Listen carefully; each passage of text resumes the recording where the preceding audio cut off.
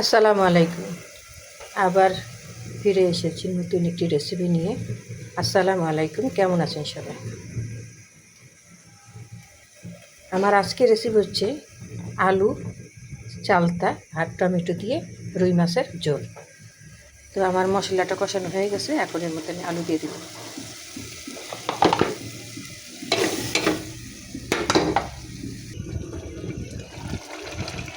আমার আলুটা একটু সেদ্ধ হয়েছে, এর মধ্যে এখন আমি টমেটোটা দিয়ে দেব।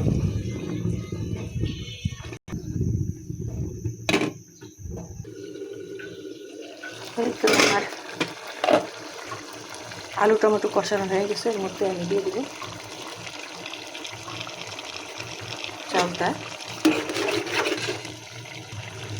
এর সাথে আমি দিয়ে দেব ধনেপাতা। এখন দিয়ে দিব পরিমাণ মতো পানি।